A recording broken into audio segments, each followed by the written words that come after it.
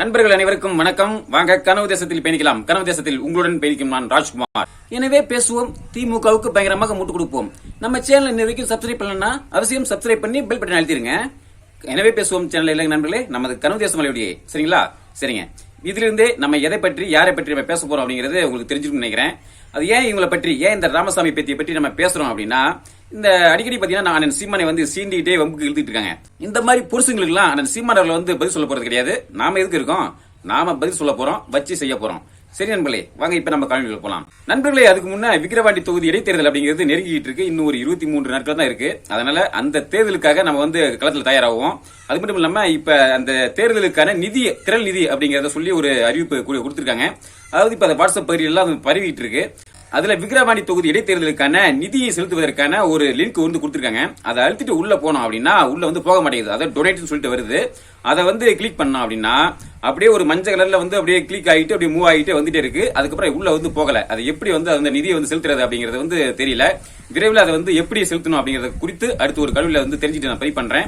அதனால நிதி கொடுக்கறதுக்கு நமது உறவுகள் தயாரா இருங்க. இது குறித்த ஒரு தகவல் வந்து அடுத்த கல்வியில பதிவு பண்றேன். சரி நண்பர்களே, இப்ப வாங்க இப்ப ராமசாமியை பற்றி கொஞ்சம் கவனிப்போம். அதாவது ஜூன் 3ஆம் தேதி அன்று கருணாநிதி அவர்களுடைய பிறந்த நாள். அதை முன்னிட்டு நம்ம ராமசாமி பேத்தி வந்து ஒரு பிரத்யேகமாக ஒரு காணொலி பதிவு பண்ணிருக்காங்க. அதுல அந்த ராமசாமி பேத்தி என்ன சொல்றாங்க அப்படின்னா, எனது தலைவனை பற்றி என் மனதில் பட்ட சில கருத்துக்களை தான் இந்த காணொலி பதிவு பண்ண போறேன் அப்படின்னு சொல்லிட்டு பல தகவல் வந்து பதிவு பண்றாங்க. அதாவது கருணாநிதி சாதித்த அந்த சாதனைகளை வந்து அதுல வந்து பதிவு பண்றாங்க. இப்படி அந்த காணொலி முழுவதும் அந்த கருணாநிதி பற்றி சொல்லும்போது என்னுடைய தலைவன் அப்படிங்கிற மாதிரி அதுல வந்து ரொம்ப பெரிய பேசுறாங்க. சரி, அவங்களுக்கு வந்து அவங்க தலைவன் இருக்கலாம். ஆனா நம்மளை பொறுத்த வரைக்கும் அவர் வந்து கருணாநிதி தான். அதனால நம்ம கருணாநிதினு சொல்லுவோம். இந்தியாவில் பல அரசியல்வாதிகள் இருக்காங்க. ஆனா கருணாநிதி மட்டும்தான் இந்துத்துவாவை வந்து எதிர்த்து இன்னைக்கு களத்தில் நின்றவர் அவர் மட்டும்தான். இவரு தான் வந்து இந்துத்துவாவை வந்து தமிழ்நாட்டில் வந்து வளர விடாம, ரொம்ப மற்ற மாநிலங்கள்லாம் வந்து இந்துத்துவா இருக்கும் போது தமிழ்நாட்டில் மட்டும் இந்துத்துவா வந்து வளர விடாம வந்து கட்டுப்படுத்தி வச்சிருந்தாராம். அதாவது கருணாநிதி வந்து இந்துத்துவா வந்து எப்படி எதிர்த்தாங்க அப்படின்னு கேட்டீங்களா? 1999ல அதிமுக வந்து பாஜக கொடுத்த ஆதரவை வந்து வாபஸ் வாங்கிட்டாங்க. அப்ப அந்த நேரத்துல நடந்த பாராளுமன்ற தேர்தலில் திமுக பாஜகவுக்கு ஆதரவு கொடுத்து 99ல இருந்து 2004 வரைக்கும் 5 வருடம் முழுமையா வந்து பாஜக தன்னுடைய ஆட்சியை வந்து நிறைவு செய்யற அளவுக்கு ஒரு ஆதரவு கொடுத்து அந்த அளவுக்கு எதிர்ப்பு தெரிவிச்சாருன்னு பாருங்களேன். பாருங்க எந்த அளவுக்கு இந்துத்துவா வந்து எதிர்த்திருக்காரு பாருங்களா. இதைத்தான் ராமசாமி பேத்தியை சொல்லியிருப்பாங்களோ, கருணாநிதி வந்து இந்துத்துவாவை வந்து பயங்கரமா எதிர்த்தாரு அப்படின்னு. சரி, அடுத்து இன்னொரு வரையும் சொன்னாரு பாருங்க. அதாவது இன்னைக்கு கருணாநிதி மேல வந்து ஊழல் குற்றச்சாட்டு எல்லா அரசியல் கட்சிகளும் எல்லா அரசியல் தலைவரும் வைக்கிறாங்க. அதுக்கு என்ன காரணம் அப்படின்னு பாத்தீங்கன்னா, அவர் மேல இருக்கிற பொறாமைங்க. அதாவது அந்த ஊழல் குற்றச்சாட்டுகள் எல்லாமே பாத்தீங்கன்னா நிரூபிக்கப்படாத ஊழல் குற்றச்சாட்டுகள். சும்மா அப்படி போற போக்குல மேம்போக்குல அப்படி அடிச்சுட்டு போறாங்களாம். இது யாருன்னு பாத்தீங்கன்னா, இந்த குற்றச்சாட்டுகளை வைக்கிறாங்களா யாருன்னு பாத்தீங்கன்னா இந்த வடநாட்டு அரசியல் தலைவர்கள். அப்ப இங்கே நம்ம தமிழ்நாட்டை சார்ந்த அரசியல் தலைவர்கள் யாருமே அந்த மாதிரிலாம் குற்றச்சாட்டு வைக்கலையா? சரி, இப்ப உங்க ஒருத்தர் பேசுறாரு, இவர் யாரு, இவர் எந்த பகுதியை சேர்ந்தவர், இவர் வடநாட்டுக்காரரா இல்ல தமிழ்நாட்டுக்காரரா அப்படின்னு கொஞ்சம் பார்த்து சொல்லுங்க பெரியார் பேத்தி. எங்கே கொள்ளை அடிக்கலாம், எங்கே சுரங்கம் இருக்கிறது என்று கண்டுபிடிப்பதில் கருணாநிதியை வெல்ல பிறந்தவன் உலகத்தில் எவனும் இல்ல. அதனாலதான் சர்க்காரியா சொன்னா விஞ்ஞானபூர்வமா திருடுவான்னு. பசிச்சவன் நிலக்கடலை செடியை வேரோட புடுங்கிடுவான். இவன் அப்படி இல்ல, செடி அப்படியே நிக்கும், கடலை புடுங்கிடுவான். என்ன நண்பர்களே, பாத்தீங்களா? இவரு வடநாட்டுக்காரரா தமிழ்நாட்டுக்காரரா? தமிழ்நாட்டுக்காரர் தானே, அதுல எந்த மாற்று கருத்து இல்லையே. சரி, இதுக்கு நம்ம பெரியார் பேத்தி ராமசாமி பேத்தி என்ன சொல்ல போறாங்கன்னு தெரியல. சரி, வாங்க இப்ப அடுத்த விஷயத்தை பார்ப்போம். இன்னைக்கு தமிழ்நாட்டில் வந்து இன்னைக்கு கல்வி வளர்ச்சி அடைஞ்சிருக்குது. இன்னைக்கு வந்து ஆரம்ப கல்வி முதல் ஆராய்ச்சி கல்வி வரை இன்னைக்கு வளர்ந்துருக்குது. அதுக்கு காரணம் யாருன்னா கருணாநிதி தானுங்களாம். அதாவது இதுல ஒரு விடயத்தை வந்து ஒத்துக்கிறாங்க. அதாவது கல்வி கண் திறந்தவர் காமராஜர் அப்படிங்கறத வந்து ஏத்துக்கிறாங்களாம். அதுல எந்த மாற்று கருத்து இல்லையா? ஆனா அதுக்கப்புறம் ஆரம்ப கல்வி வந்து இலவசமா இருந்ததை அடுத்து ஆராய்ச்சி கல்வி வரை இலவசம் அப்படிங்கறத கொண்டு வந்தது யாருன்னா கருணாநிதி தானா. இன்னைக்கு கருணாநிதி வந்ததுனாலதான் இன்னைக்கு பல பேர் வந்து இன்னைக்கு ஆராய்ச்சி கல்வி வரைக்கும் இன்னைக்கு படிச்சுட்டு இன்னைக்கு மிகப்பெரிய அளவுல லட்சக்கணக்கான பேர் வந்து இன்னைக்கு மிகப்பெரிய உயர்ந்த பதவியில இருக்காங்களாம். அப்படிங்கும் போது என்ன சொல்ல வராங்க அப்படின்னா, கருணாநிதி இல்லனா, இந்த திராவிடம் இல்லனா நாம யாருமே படிச்சிருக்க மாட்டோம், நாம யாருமே உயர்ந்த பதவிக்கு உயர்ந்த பொறுப்புக்கு போயிருக்க மாட்டோம் அப்படின்னு சொல்ல வராங்க. சரிங்க ராமசாமி பேத்தி, இப்ப பக்கத்துல இன்னைக்கு கேரளா அப்படிங்கிற ஒரு மாநிலம் இருக்கு. இன்னைக்கு இந்தியாவுல படிப்பறிவு கல்வியறிவுல வந்து முதல் இடத்துல இருக்கிற மாநிலம் வந்து கேரளா மாநிலம் தான். அப்ப அந்த கேரளாவில் இன்னைக்கு அந்த அளவுக்கு கல்வியறிவு பெற்றதுக்கு காரணம் யாரு? இந்த திராவிடமா இல்ல உங்க கருணாநிதியா? இப்ப யார் காரணமா இருக்கும்? அப்புறம் ராமசாமி பேத்தி இன்னொரு விஷயம் சொல்றேன் கேட்டுங்க. கருணாநிதி மட்டும் இல்லாம இன்னும் வேற யாராவது இருந்திருந்தாங்கன்னா, இல்ல காமராஜர் மாதிரி ஒருத்தர் வந்து ஒரு சிறப்பான ஒரு தலைவர் அரசியல்வாதி முதல்வராக இருந்திருந்தாங்கன்னா, இப்ப இன்னைக்கு இருக்கிற அந்த கல்வித்தரம் இருக்கு பாத்தீங்களா, இதை விட இன்னும் பல மடங்கு அதிகமான கல்வித்தரமா இருந்திருக்கும். சரி, கல்வி இலவச கல்வின்னு சொல்றீங்களே, இந்த கல்வியில இன்னைக்கு யாருகிட்ட இருக்கு? இன்னைக்கு இலவச கல்வி சொல்றீங்களே, அந்த இலவச கல்வி எல்லாம் இன்னைக்கு தரமாவா இருக்கு? இன்னைக்கு அரசு பள்ளிகள்ல இலவச கல்வி அப்படிங்கிறது இருக்குது, பேரளவு இருக்குது. ஆனா அதனுடைய தரம் எப்படி இருக்கு?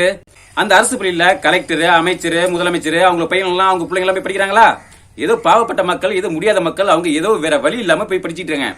மற்றபடி யார் அங்க போய் படிக்கிறாங்க? இன்னைக்கு கல்விக்கூடங்கள், கல்வி நிலையங்கள் எல்லாமே இன்னைக்கு திமுக கட்சியினுடைய முக்கிய பிரமுகர்கள்ட்ட தான் இருக்கு. அதாவது கல்வி வியாபாரமா ஆயிருச்சு.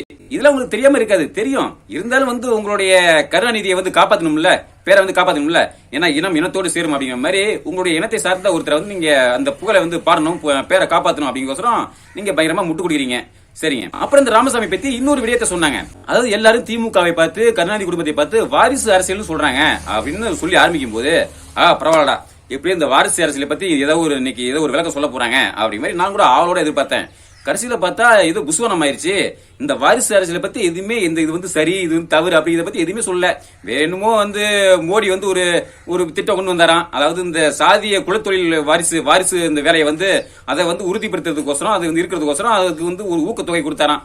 அதை பேசி மலிப்பி இதை இதுக்கான நியாயத்தை இது சரியா தவறு அப்படிங்கறதே கடைசியில் சொல்லாம போயிட்டாங்கன்னு வச்சுங்களேன். எப்படி சொல்ல முடியும்? மனசுக்குள்ள கொஞ்சம் குத்தும் இல்ல. எப்படிதான் இருந்தாலும் இந்த வாரிசு அரசியல் அப்படிங்கிறது ஒரு மோசமான விடயம் அப்படிங்கிறது மனசுல இருக்கும். இருந்தாலும் அதை பற்றி ஒரு தெளிவா எந்த ஒரு விளக்கமும் சொல்லாம போயிட்டாங்க.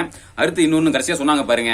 இப்ப இந்த திராவிட மாடல் இருக்கு பாத்தீங்களா, இந்த திராவிட மாடல் இந்தியா முழுமைக்கும் தேவைங்களாம். இப்படி இந்த திராவிட மாடலை கொண்டு போய் இந்தியா முழுக்க பரப்பி இந்த இந்திய மாடலை ஒழிச்சிட்டு திராவிட மாடல் வந்ததுனாதான் இந்த இந்தியாவே வளர்ச்சி அடையும் அப்படிங்கிற மாதிரி சொன்னாங்க பாருங்க. எப்படி இந்த கொள்ளை, கற்பழிப்பு, லஞ்சம், ஊழல், இந்த கஞ்சா, போதை, சாராயம், டாஸ்மாக் இந்த மாதிரி இந்த திராவிட மாடல், இந்த மாதிரி திமுக திராவிட மாடல் இந்தியா முழுக்க பரப்பணும் அப்படிங்கிறீங்களா? அம்மா தாயே, கொஞ்சம் புண்ணியமா போகட்டும். இந்த திராவிட மாடலால நாங்க அனுபவிச்சது போதும். இங்க எங்களுடைய பிள்ளைகள், பெண் பிள்ளைகள் இங்க கஞ்சா, போதை அப்படின்னு பல வகையில நீங்க சிறையில் அந்த குடும்பங்கள் இதெல்லாம் இந்த தமிழ்நாட்டோட போதும். இது இந்தியா முழுக்க பரப்பி இது இந்தியாவே கெடுத்துறாதீங்கம்மா. அப்புறம் பாருங்க கடைசியா ஒன்னு சொன்னாங்க. அதாவது எச்சக்கல சீமானுக்கு ஒரு ஆப்பு வச்சிருக்கேன் அப்படி மாதிரி சொன்னாங்க. அதாவது அது என்னன்னா, தேர்தல் முடிவு வரதுக்கு முதல் நாள், அதாவது ஜூன் 3ஆம் தேதி அப்படின்னா அன்னைக்கு தானே கருணாநிதி பிறந்த நாள். அன்னைக்கு சொன்னாங்க. அப்புறம் என்னடா ஆப்பு வைக்க போறாங்க, என்னடா அப்படின்னு நானும் கூட அடுத்து ஏதாவது காணொலியில இதை பேசிருப்பாங்க அப்படின்னு பார்த்தா அந்த மாதிரி ஒன்னும் ஆப்பு வரல. அதாவது அவங்க என்ன நினைச்சிருப்பாங்க அப்படின்னா, அண்ணன் சீமான் நாம் தமிழ் கட்சி இந்த தேர்தலில் போன முறை 2021 வாங்கின வாக்கை விட இந்த தடவை குறைவா வாங்கிடுவோம், அதாவது கம்மியா வாங்கிடுவோம் அப்படிங்கிற மாதிரி அந்த ராமசாமி பத்தி நினைச்சிருப்பாங்க. ஆனா இப்படி அந்த திராவிட பத்தி நினைச்சதுக்கு மாறா இன்னைக்கு 8% மேல வாக்குகளை வாங்கி ஒரு தேர்தல் ஆணையத்தால அங்கீகரிக்கப்பட்ட ஒரு மாநில கட்சியா வந்துட்டதுனால என்ன சொல்றது, என்ன பண்றது, வேற வழி இல்ல. அதனால அதை பற்றி எந்த ஒரு தகவலும் எதுவும் கிடையாது. அப்படி என்ன ஆப்பு வச்சிருக்காங்க அப்படிங்கறத பத்தி எதுவும் சொல்லல. ஆனா ஒண்ணு மட்டும் நண்பர்களே, நாம இந்த திமுகவுக்கு மிகப்பெரிய ஆப்பு வைக்க போறோம். அது 2026 தேர்தல்ல. அதனால நமது கட்சி உறவுகள் எல்லாரும் களத்துல சிறப்பா செயல்படணும். 2026 தேர்தலில் நாம் தமிழ்ச்சி வெற்றி பெற்று அண்ணன் சீமான் அவர்கள் முதல்வராக ஆகணும். இதன் மூலமாக தான் இந்த திமுகவுக்கும் இந்த திராவிடத்துக்கும் மிகப்பெரிய ஒரு ஆப்பு வைக்கணும். அதனால நமது கட்சி உறவுகள் எல்லாருமே ஒற்றுமையோட களத்துல ஒருங்கிணைந்து செயல்பட்டு திட்டமிட்டு வியூகங்களை அமைத்து களத்துல சிறப்பா செயல்படுவோம். அதை பற்றி நிச்சயம் இந்த மாதிரி பதில் காணொலிகள் நம்ம போட்டாலும் முக்கியமா நம்ம இந்த மாதிரி ஆக்கப்பூர்வமான நமது கட்சி வளர்ச்சி பெறுவதற்கு, வெற்றி பெறுவதற்கு என்னென்ன தேவையோ அதை பற்றி நம்ம பேச போறோம். நிச்சயம் நமது கனவு தேச முறையோடு இணைந்திருங்க. திமுகவுக்கு பெரிய ஆப்பு வைக்கிறது தான். சரி நண்பர்களே, இந்த தகவலை உங்களோட பகிர்ந்து கொள்ளலாம். இந்த காணொலி மீண்டும் அடுத்த ஒரு காணொலி சந்திப்போம். நன்றி, வணக்கம்.